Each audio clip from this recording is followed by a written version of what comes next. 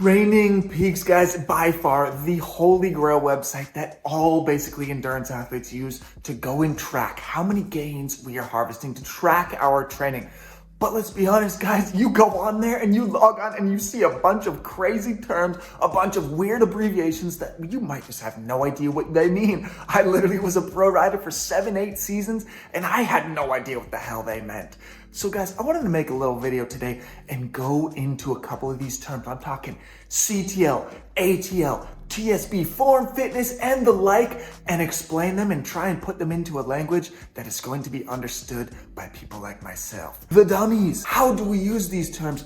Can we put any weight in these terms? Are they just jargon there to confuse us even more?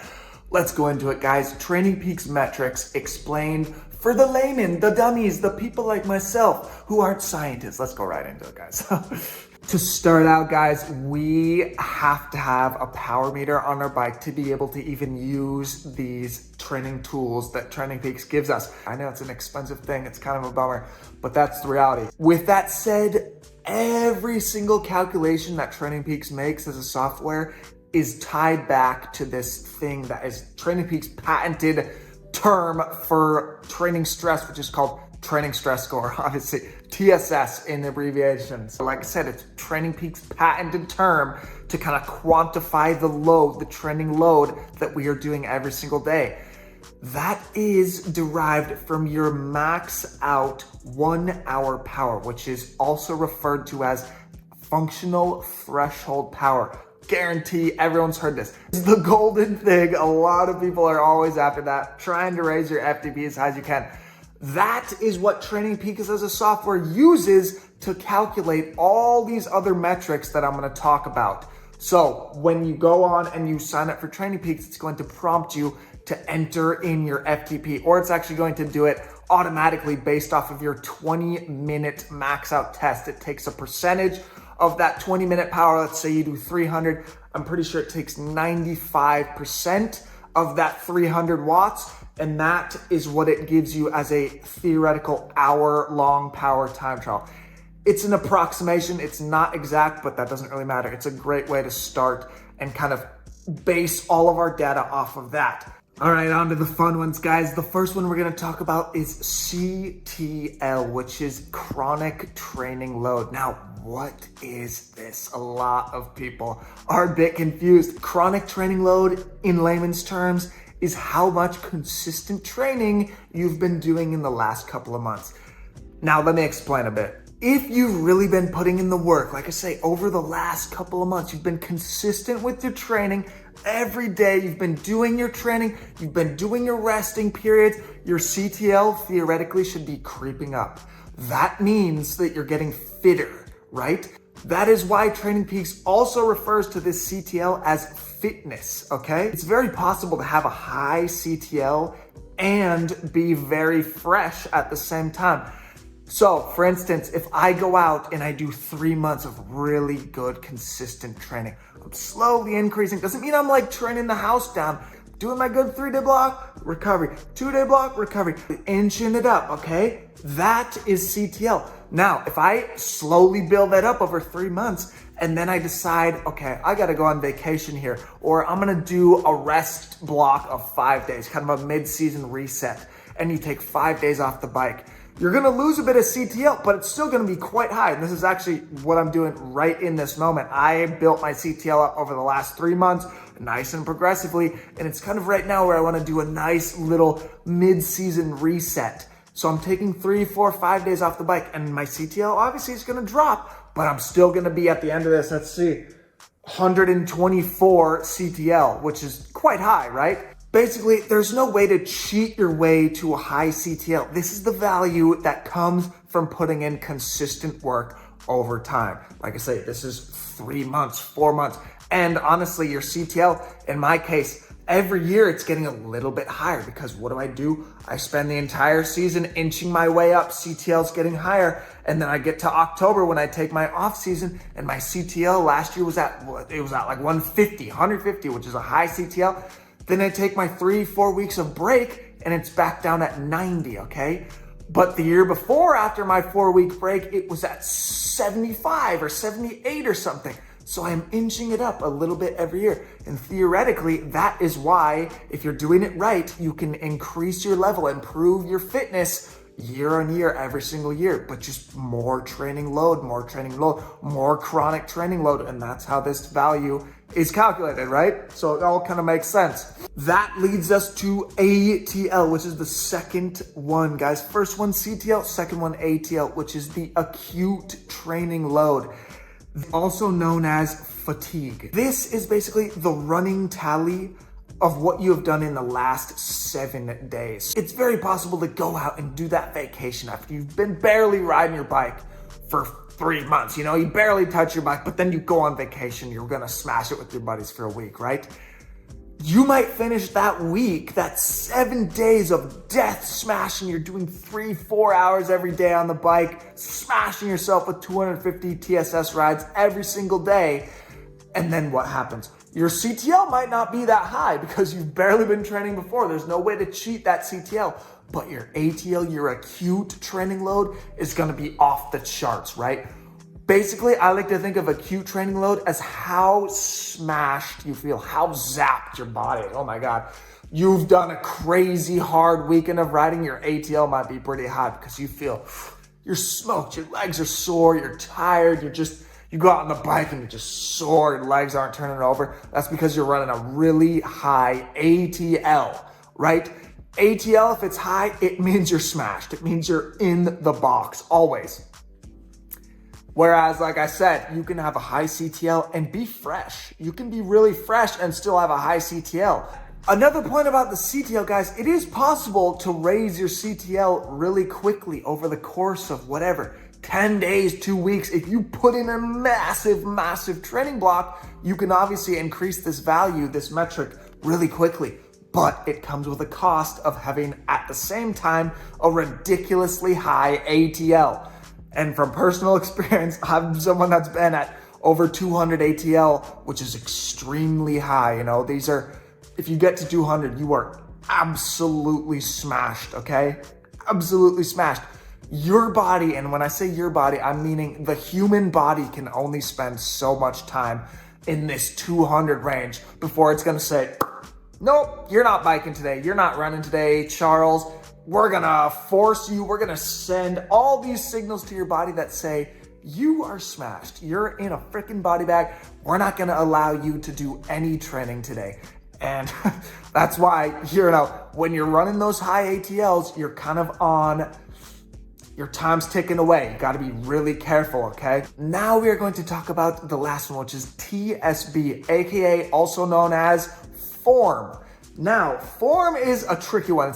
Basically, it tells you, have you absorbed the training that you've done or have you not? A positive TSB means that yes, you are fresh, you've absorbed that last training, whatever you've done in the past, it's now absorbed. A negative one, it obviously means that you haven't quite yet absorbed that training. You're still running a bit of fatigue. So if you've done a huge block of training before, you do a couple rest days and you're still in a negative number, that could be a sign that you might not be quite rested enough yet. The more negative your score is, the more smashed you still are. So if you're really in a hole, your TSB is gonna be way negative, okay? And that can sometimes be a great way to kind of know, ooh, yeah, man, I mean, maybe those 2 days of recovery weren't quite enough. I'm still really negative here. So maybe I need to take a bit more, which obviously that sometimes does happen when we're doing a really hard training block. It's kind of normal that, yeah, we might do our big training 3-day block and then do our recovery day and still be way negative.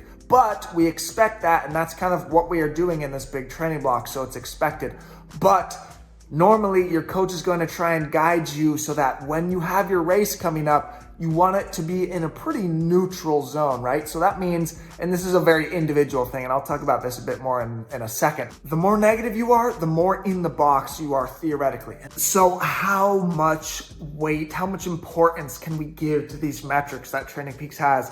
Is it a case of like, oh, yep, TrainingPeaks told me that I'm in ripping shape, like I'm gonna smash this race and do my best performance ever? Or is it more nuanced than that? This is my opinion. I think these tools are an amazing tool. And like I said, tool is the perfect word. A great way to kind of give us a point of reference. But everyone, as I say all the time, is so individual. Every rider is going to have a totally different kind of range of zones in each of these metrics, where they feel good, where they feel destroyed, how long can they tolerate a certain ATL. Let's say if you're a pro rider, maybe someone has a really, really great ability to tolerate fatigue and they have no problem staying at 200 ATL for a week and a half in the Tour de France and they feel great. Maybe they're doing their best power numbers ever.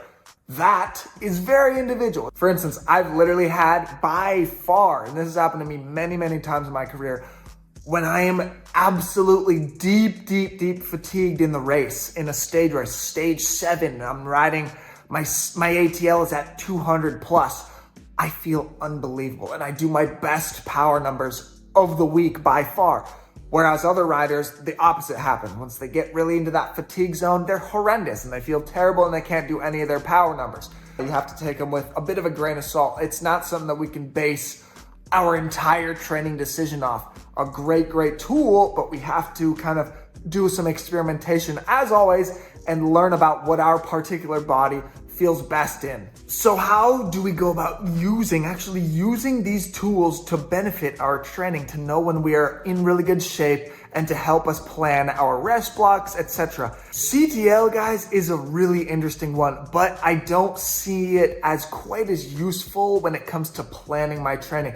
If I'm at 130, 140 CTL, I can probably say, if I've trained correctly, I've given myself those proper rest blocks, I'm doing all the stuff right, I can probably say, yeah, I'll probably be pretty damn good, because normally when I've been at 140, 150 in the past, if I've done it correctly and I've gotten to that point of fitness correctly, meaning I haven't done anything stupid like a 3-week death block and now I'm all of a sudden at 150 CTL, that probably would mean that maybe I'm way too fatigued and I'm not gonna feel good.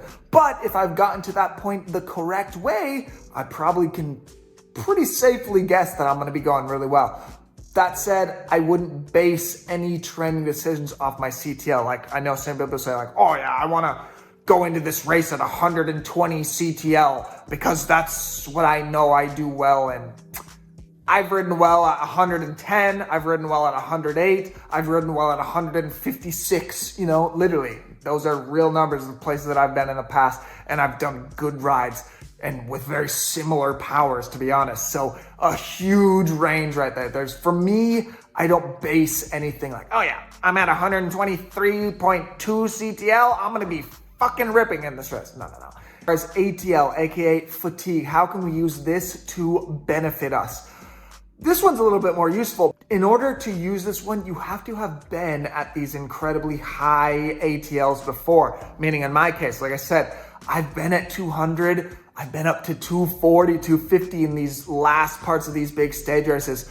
I know that when I am at that 200 plus range, I'm on a time limit. My body is going to explode and I'm gonna fall off that cliff in a matter of days. And I've actually, like I said, I've been at 240 before and felt unbelievable. But if I look back at the data and I look back at the patterns, I know that, man, you've got a few more days max before your body is going to wake up and say, yep, I am not even able to pedal today. That's how I use it. I know, okay, I'm doing this training block here and I'm at 190, like, probably is getting to be time for a deep, nice rest here in a couple of days, maybe 2 or 3 days, I'll be able to survive. But anything beyond that is really risking it. So that's how I use it. I know it helps me to build in my rest blocks and kind of know like, all right, I don't care if you feel good. Your ATL is mad high right now. You gotta rest, you dummy.